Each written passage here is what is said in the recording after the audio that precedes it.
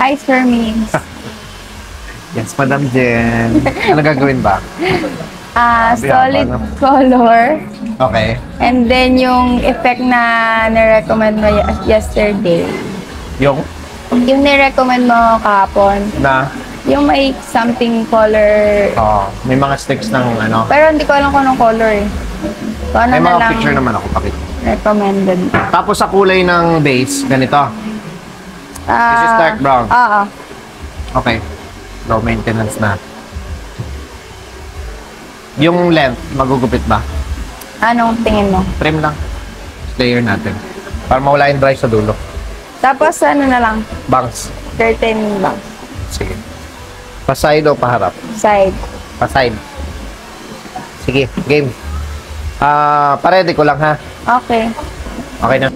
You know. Diba? Ganda ng air touch.